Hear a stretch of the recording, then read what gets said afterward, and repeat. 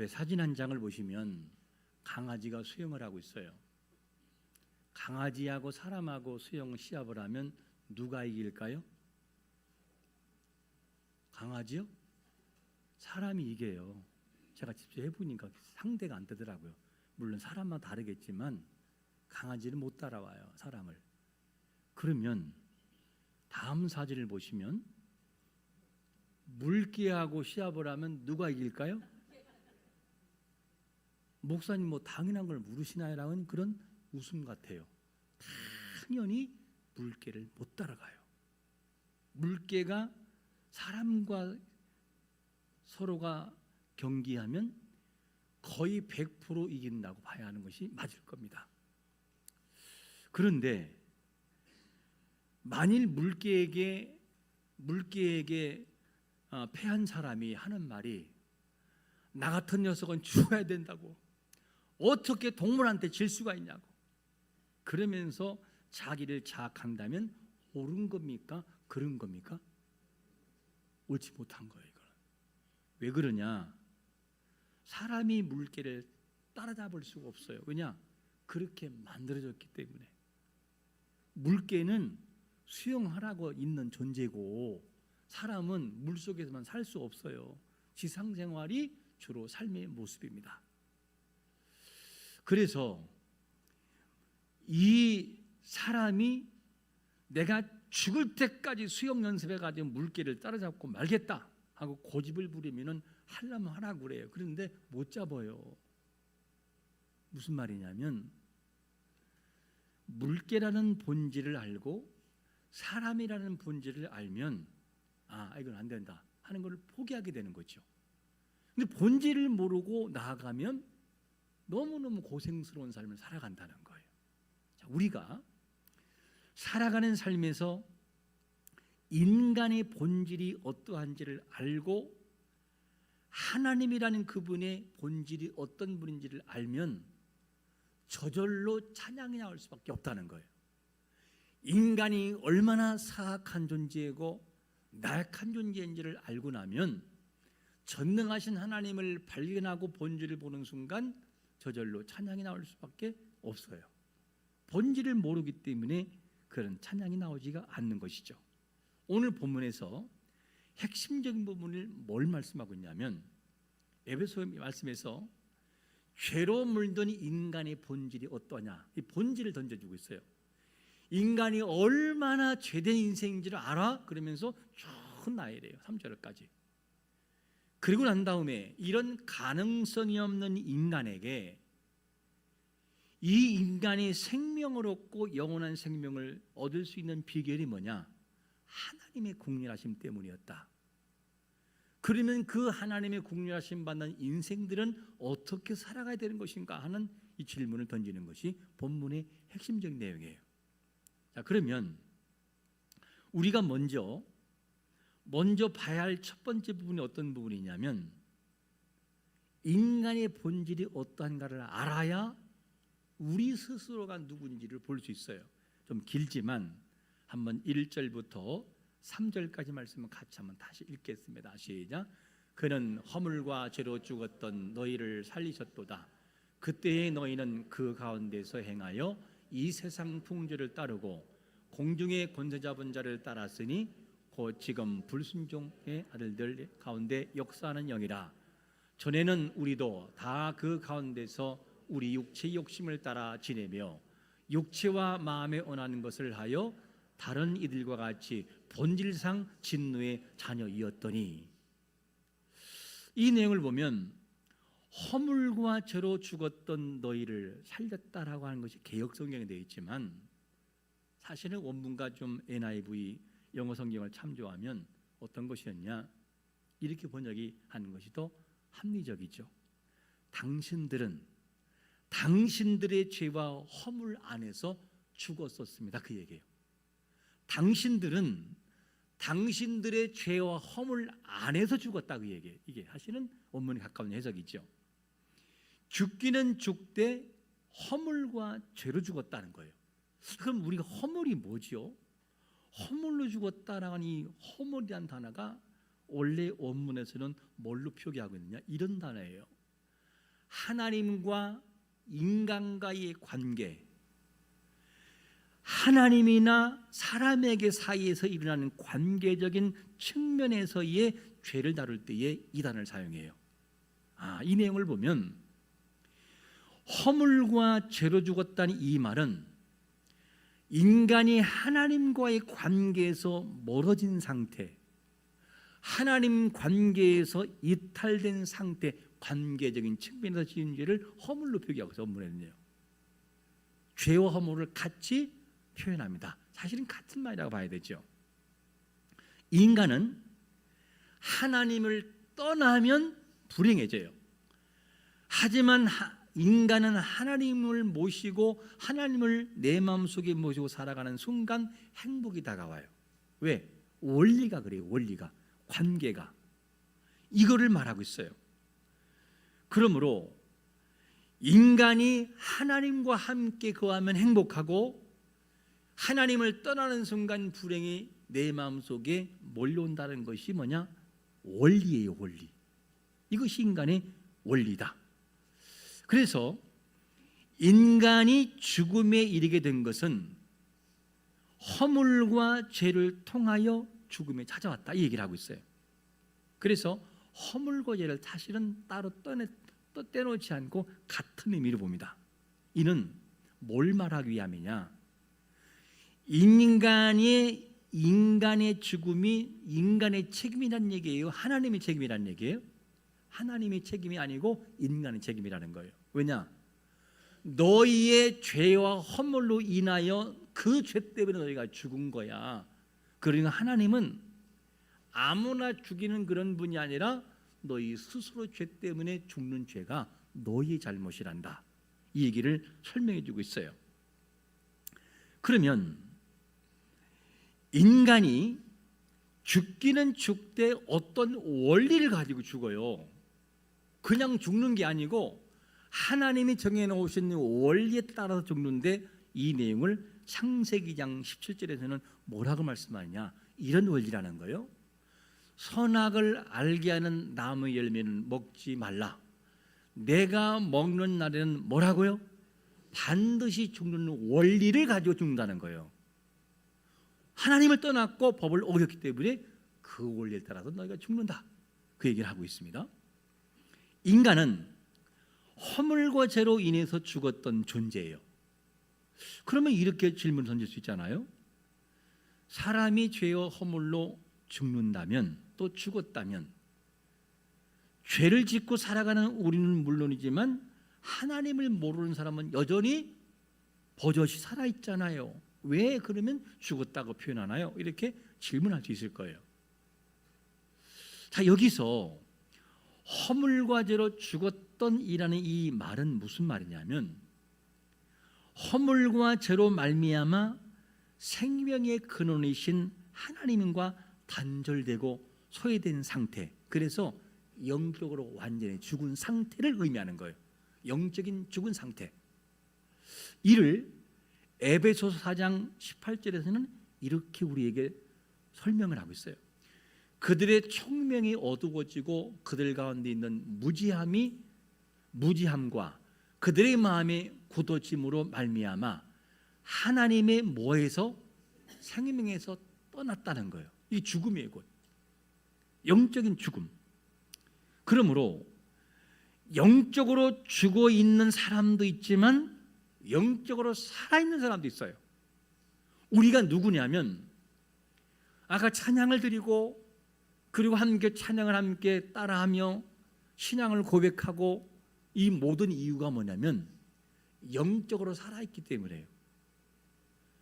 이곳에 나와서 스님이 그렇게 할 수 있을까요? 반대로 말하면 여러분들이 가서 절에 가서 불곡을 외우고 할 수 있겠어요? 못한다고요. 우리는 하나님의 사람들이기 때문에. 그러니까 우리가 누구냐?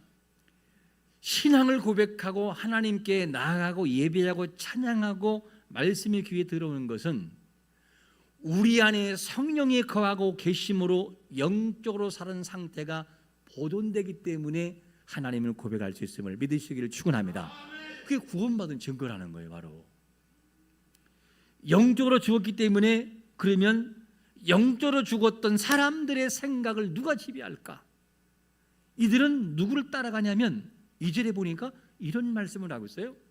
그때에 너희는 그 가운데 생하여 이 세상 풍조를 따르고 공중의 권세 잡은 자를 따랐으니 곧 지금 불순종의 아들들 가운데 역사하는 영이라. 하나님을 떠나 있는 인생을 뭐라고 하느냐? 이 세상의 풍조, 원문을 참고한다면 이 세상 시대를 따라간다 그 얘기예요. 그게 누구냐? 하나님을 모르고 살아가는 하나님이 없는 인생들의 모습이었다. 그러면 하나님이 없는, 하나님을 모르는 인생들의 의식과 생각을 누가 지배할까 하는 거예요. 공중 권세 잡은 자를 따랐다 이렇게 표현되겠지. 공중 권세 잡은 자를 따랐다. 잡았다라 이 말은 아르콘타라는 이 단어인데 이게 무슨 말이냐? 통치자 그러면 통치자. 이 말은 풀어 설명을 드린다면 공중 권세 잡은 자는 허물과 죄로 죽었던 인간들의 의식 세계를 지배한다 그 얘기예요. 인간의 의식 세계. 그러니까 가족 중에 하나님을 안 믿고 절대 부인한 사람이 있을 수 있어요, 없어요? 있다고요. 하나님 얘기만 끊으면 아주 질색인 사람도 있고, 교회 얘기만 꺼내면 그냥 너무너무 질색인 사람이 있어요. 왜 그럴까? 그 이유는 불신자들의 생각 속에 누가 역사하느냐? 사단의 통치작, 생각과 모든 것을 지배하고 통치하는 그 세력이 그 마음 속에서 어떻게 하느냐? 지배하기 때문에 광명한 천사의 모습으로 가장해서 하나님과 인간의 사이를 뭐냐? 단절시켜서 혼미하게 만들어 놓는 거예요. 그래서 예수님을 잘 믿다가, 기존적인 성도들이 잘 믿다가 이단에 빠지면 어떻게 바뀐 줄 알아요? 눈빛이 달라요. 눈빛. 공격적이고 이단에 빠지는 순간 뭐가 되기 시작하느냐? 그 다음부터는 말씀이 들어오질 않아요. 왜 그럴까? 혼미한 영이 사단이 그 마음속을 지배하기 때문에요. 그런 일이 있게 됩니다. 그러므로 우리 가족 중에 혹여 하나님을 안 믿고 그렇게 믿으라고 해도 안 믿는 사람은 그가 하고 싶어 그러는 게 아니고 어떻게 하느냐? 어둠의 역사들이 그의 의식을 지배하기 때문에. 여러분, 우리의 가족 중에 이런 사람들이 있다면, 싫어하는 사람이 있다면 예수 그리스도의 이름으로 선포하고 끊어내는 역사가 있으시기를 축원합니다. 기도함으로 것이 우리의 힘으로는 안 돼요. 하나님이 하셔야지. 이것이 누구냐? 인간의 본질이다. 애초부터 허물과 죄로 죽었던 존재, 하나님이 아닌 세상을 따라가는 존재, 하나님의 의식이 아닌 사단의 의식이 이 죄악된 인생들에게 지배되는 모습, 그게 뭐냐? 인간의 본질이었다. 첫 번째 이것을 우리에게 말씀하고 있어요. 그러면 이렇게 죄악된 인생의 본질을 지닌 인생들이 새로운 생명으로 거듭나게 되고 살 수 있는 비결은 뭘까 하는 거예요. 새로운 생명으로 살 수 있는 비결이 뭐냐면 두 번째는 이렇게 말합니다. 하나님의 뭐 때문에요? 국렬한 사랑 때문에. 우리 한번 4절과 5절을 한번 같이 읽겠습니다. 시작. 국률이 풍성하신 하나님이 우리를 사랑하신 그 큰 사랑을 인하여 허물로 죽은 우리를 그리스도와 함께 살리셨고 너희는 은혜로 구원을 받은 것이라. 허물과 죄로 죽은 인생들이 하나님을 떠나지만 그런데도 그들이 어떻게 하느냐? 구원을 받게 되고 하나님을 인정하는 것은 뭐 때문이냐? 우리의 노력이 아니라 하나님의 극렬한 사랑 때문이라는 것을 우리에게 설명해 주고 있어요.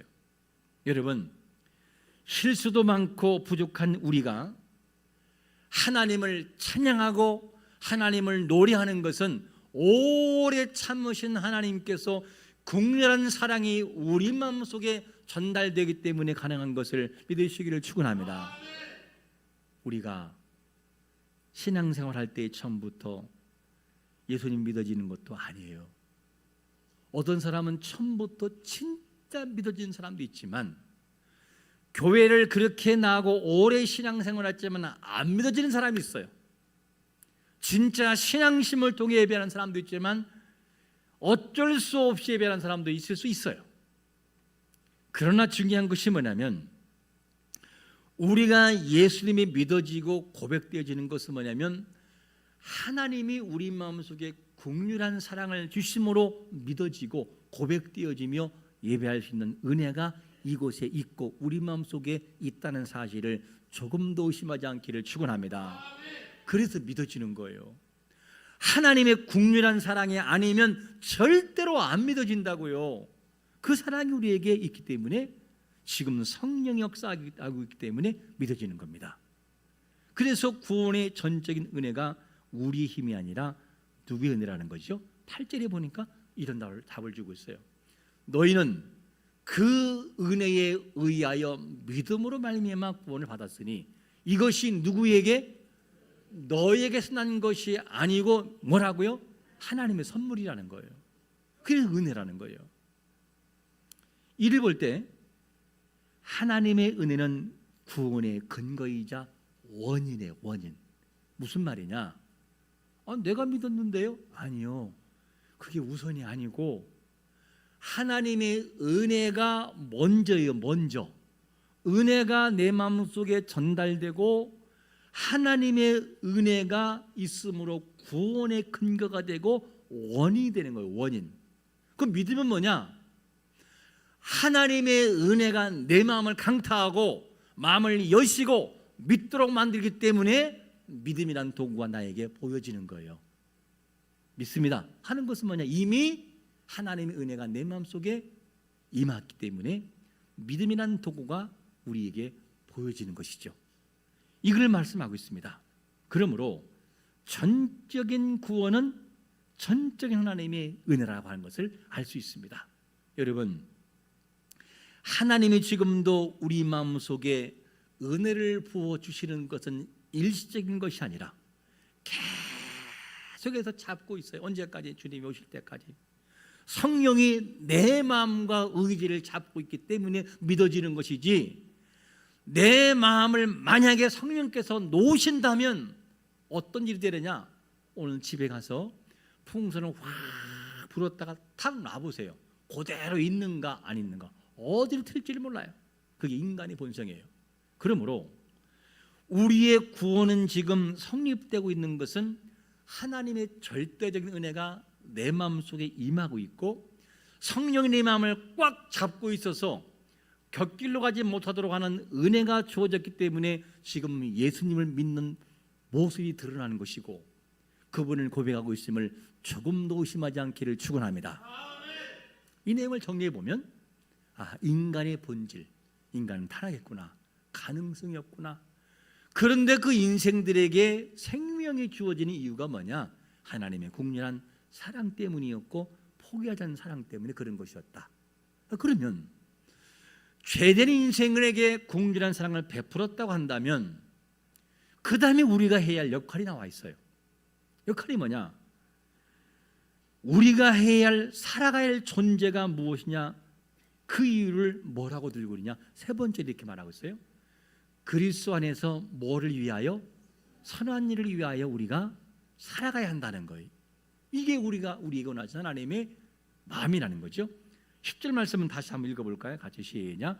우리는 그가 만드신 바라 지으심 받은 자니 이 일은 하나님이 전에 예비하사 우리로 그 가운데서 행하게 하려 하심이니라. 오늘 제목이 뭐죠? 설교 제목이 본질을 보게 하옵소서. 본질을 보게 하옵소서. 이는 영원히 죽은 우리 인생들에게 하나님의 국률한 사랑을 보여줌으로 살려주셨는데 이 은혜를 가지고 살고 있는 우리는 뭐를 해야 되느냐? 그리스도의 선한 일을 위하여 살아가야 된다. 이게 본질이에요. 이걸 모르면 안 된다는 얘기죠. 이는 선한 일이 뭐냐는 거. 선한 일이 뭐죠? 그냥 가서 지나가다 휴지를 줍고 이런 것만 선한 일인가요? 그것이 아니고 여기 선한 일이라고 하는 것은 이는 하나님이 전에 예비하신 일을 의미합니다. 하나님 전에 예비하신 일은 어떤 일이죠? 에베소 1장 4절 이런 말씀이에요. 에베소 1장 4절 곧 창세 전에 그리스도 안에서 우리를 택하사 우리로 사랑 안에서 그 앞에 거룩하고 흠이 없게 하시려는 하나님의 계획, 그렇게 살아가라는 거예요. 창세 전에 각각에게 주었던 하나님의 목표가 있고 하나님이 거는 기대가 있어요. 이 사람에게는 이렇게, 저 사람 저렇게, 하나님이 이미 창세 전에 그런 계획을 가지고 있었어요. 그래서 하나님의 그 거룩한 성품을 알고 정말 본질을 알면 우리의 행실에서 하나님의 영광이 드러나는 것이 당연한 일인 것을 믿으시기를 축원합니다. 당연한 일이라는 거예요. 영광이. 인간의 창조 목적은 하나님을 영화롭게 하는 목적이 창조 목적이에요. 인간.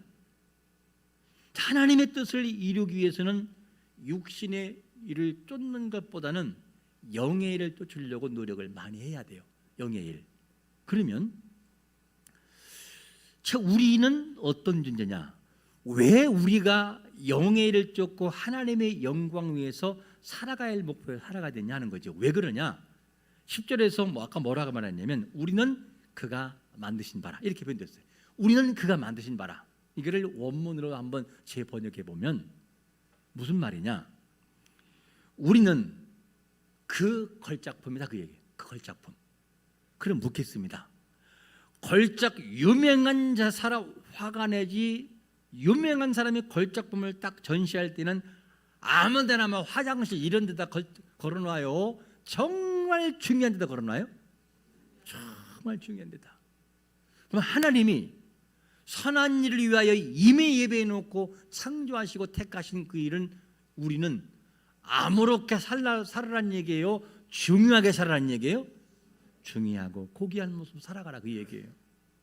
그게 하나님의 마음이죠. 우리가 누구냐? 하나님의 걸작품이라고요. 자, 그러면 이런 원리를 한번 따져보겠습니다. 금의 가치는 변합니까? 안 변합니까? 안 변해요. 금은 진흙탕에 들어가도 뭐예요? 금이에요. 꺼내서 뭘 헹구면 그냥 가치가 그대로 살아있어요. 금은 오물에 빠져도 뭐가 돼요? 금이에요. 만약에 여러분들이 이 지금 수세식 말고 재래식 과거의 화장실 있잖아요. tum봉 화장실. 거기에 금이 만약에 10돈이 어떻게 하다 목걸이가 10돈짜리 금이 거기에 떨어졌다. 그러면 그걸 퍼요 안 퍼요? 왜 퍼요? 가치 때문에. 가치. 그냥 금방 푼다고는 안 해요. 다행입니다. 푸는 일이 없어서. 왜 그럴까? 금의 가치 때문에. 금은 거기에 빠져도 금의 성질을 잃어버리지 않고 그대로 보존돼 버려요. 왜냐? 가치예요. 가치. 우리는 누구냐? 하나님 만드신 걸작품의 작품이라는 가치. 우리는 이 가치는 변하지 않아요. 우리가 어떤 모습을 하고 있든지 그 모습은 변하지 않아요. 우리 자신들은 이런 가치인데 이런 모든 가치가 어떤 상황이 있고 내가 어떤 상황에 놓여도 하나님 나를 바라보는 가치는 변하지 않는다니까요. 그런데 누가 변하게 만드냐? 우리 스스로가 변하게 만들어요. 그렇게 아름다운 가치를 만들어 놨지만 조금 힘든 일이 생기면 우리가 우리 스스로를 그냥 완전히 추락시켜버려요. 가치가 없는 존재를 만들어 놓고야 말고 한숨으로 표현되기 시작을 해요. 나는 가치 없어요. 나는 보잘것 없어요. 그게 우리의 모습이라고. 현실에서 어떤 분들은 가치에 있어서 이런 분들이 있어요.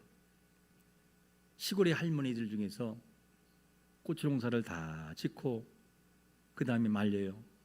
말린 다음에 시장에 가서 갈 때 과거에는 버스를 타고 갔잖아요. 버스를 딱 타고 내일이면 누가 가장 먼저 달려와요? 장사꾼들이 물건을 뺏어가잖아요. 왜 나한테 팔으라고. 그리고 난 다음에 이제 설득당해서 팔아요. 집에 와보니까 이웃집에 누구는 고추 한 근에 3,000원에 팔았다고 하는데 자기는 얼마 파느냐? 2,500원. 500원을 못 받았기 때문에 시름시름하다가 돌아가신 분도 있다니까요. 여러분들 500원 때문에 뭐 할지 몰라도 그 사람은 그게 가치라고, 그에게는 고추를 그냥 그렇게 죽으라고 줬는데 속아서 500원 놓쳤다. 이것 때문에 앓다가 돌아가신다고요. 그분은 그게 가치예요. 바로 우리는 어떤 가치일까? 하나님이 우리를 바라보시는 가치는 절대 변하지는 않아요. 하나님 우리는 걸작품으로 만드는 작품에는 그냥 작품으로 보시는 거지, 나만 변한 것이지 하나님은 나를 변한 것으로 보는 것이 아니라고요. 어느 날 천상회의에서 사탄이 하나님 앞에 서 있습니다. 어떤 내용인지를 명확하게 말할 수 없으나 중요한 것은 그날따라 사단이 하나님 앞에 서 있어요. 하나님이 욥을 자랑하고 싶어서 사단에게 얘기를 해요. 자랑하고 싶어서. 내 사랑한 욥이 참 너무 훌륭하지 그러면서 자랑하다가 하나님께서 욥의 안부를 물으면서 욥을 부를 때 이렇게 불러요. 욥기서 1장 8절에 보니까 여호와께서 사탄에게 이르시되 내가 누구를? 내 종 욥을 주위에 보았냐? 이렇게 물어요. 그와 같이 온전하고 정직하고 하나님을 경외하는 사람은 세상에 없다. 하나님은 너무 기분 좋아서 욥을 그렇게 자랑을 해요. 그러니까 사단이 뭐하냐? 또 충동합니다. 하나님 괜히 그러겠어요? 욥 물질 많잖아요. 명예 있잖아요. 뭐 누군들 못하겠습니까? 그러냐? 알았다. 하나님이 허용하셔. 허용. 네가 욥의 목숨만 빼놓고 다 가져가봐 한번. 그 다음부터 초토화가 되는 거야. 욥이. 어떻게? 욥의 재산을 다 잃어버리고 동물 다 빼앗겨버리고 열나들이 어떻게 하냐? 동시에 죽어버려요. 이런 슬픔이 어디 있습니까? 종들 다 무시하고 떠나가 버려요. 살을 맞대고 살아가던 아내조차도 어떻게 합니까?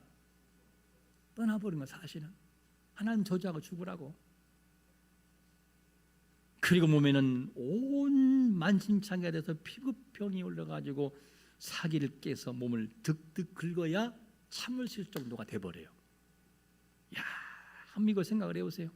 그 최고의 사람이 이런 초라한 모습이 있다면 얼마나 비참할지 한번 상상을 한번 해보라. 얼마나 비참할지를. 욥은 외형도 변하고 환경도 변하고 있던 걸 다 잃어버렸어요. 초라한 인생으로 초라하고 말았습니다. 그럼 이때 묻겠습니다. 하나님이 그러면 욥이 모든 명예와 부와 모든 가졌을 때는 내 종 욥이라고 부르고 잃어버렸을 때는 욥아 이렇게 했을까 하는 질문이에요. 그렇게 했을까? 하나님이 부르는 욥이라는 이의 칭호는 변하지 않아요. 볼까 증거를 욥기서 2장 3절 같이 읽겠습니다. 시작. 여호와께서 사탄에게 이르시되 내가 내 종 욥을 주하여 보았느냐? 됐습니다. 내가 내 종 욥을 주하여 보았느냐? 와, 저는 이 말씀을 딱 준비하면서 갑자기 멍해졌어요. 제 마음을 성령이 강타하시는데 하나님은 나에게 이런 사랑을 주고 있구나. 우리는 그리고 나 자신은 여전히 부족하고 실수하고 부족한데 하나님 우리를 어떻게 하느냐? 하나님 당신의 나를 바라보시는 걸작품 모습을 취소하지 않고 동일한 모습 바라보신다는 거예요. 욥이 모든 걸 갖고 있을 때도 내 종 욥이었고 다 잃어버리는 순간에도 내 종 욥이었어요. 편하지 않아요. 여러분, 하나님의 걸작품이라는 사실 이거는 변하지 않아요. 누가 변화시켜 놓느냐? 우리의 믿음 없는 모습이 하나님의 걸작이라는 이름을 바꿔놓는다는 거예요. 이 말씀을 준비하면서 참 눈물이 흘렀어요. 나라는 존재가 부족한데 하늘난 하나님은 나를 여전히 하나님의 종으로 인정하고 있구나 하면서 묵상했었어요. 여러분은 어떻습니까? 여러분들은 여러분의 가치를 어떤 무엇 때문에 완전히 추락시켜 놓고 있지는 않습니까? 하나님은 절대 그렇게 안 본다는 거예요. 그래서 하나님의 형상을 회복하는 것이 중요한 겁니다. 어떻게? 하나님 나라를 바라보고 있던 그 모습의 형상 그대로 우리가 하나님께 나가는 자세가 그렇게 필요한 거예요. 우리는 보통 사람들이 아니라 그의 만드신 바라 원문으로 너는 나의 걸작품이다. 걸작들이에요. 그렇기 때문에 우리는 살아가는 삶의 모습에서 하나님의 예비해 놓으시고 원하시는 삶을 살아갈 수 있도록 힘을 쓰고 노력을 해야 돼요. 안 넘어가느냐? 넘어져요. 넘어진다고요. 넘어져도 또다시 그 일을 도전하고 나가야 돼요. 또 안 넘어지면 또 넘어져요. 그런데 우리에게 다른 한 가지가 뭔지 알아요? 세상 사람과 우리가 넘어지지만 알고 넘어질 수 있고 모르고 넘어질 수 있지만 그 가운데 우리 마음속에는 무엇이 있느냐? 하나님 죄송해요. 내가 이러지 말아야 되는데 왜 그랬을까? 내가 또 실수했구나. 또 실수했구나. 마음에 불편하면서 죄를 슬퍼하게 되고 하나님을 찾게 되는 거예요. 그게 누구냐? 하나님의 사람들인 걸작품의 모습이라는 거예요. 그러므로 우리는 오늘 우리 자신들이 어떤 존재인지에 대한 본질을 볼 수 있어야 돼요. 인간의 본질 너무나도 부족하구나. 그래서 하나님의 은혜가 필요하고 이런 은혜를 받은 나의 삶에서 하나님이 기뻐하시는 삶을 살아가야 되는 것이 정상이구나. 내가 그동안 못 살았구나. 하나님 죄송합니다. 노력해 보겠습니다. 잘 안 되지만 노력해 보겠습니다. 그리고 하나님이 원하시는 결단 삶으로 나아갈 때 하나님이 정말 기뻐하시는 것을 믿으시기를 축원합니다. 이 모습이 한 주 동안도 고민되어지고 노력되어지고 몸부림치는 역사가 있으시기를 예수 그리스도의 이름으로 축원합니다. 아멘.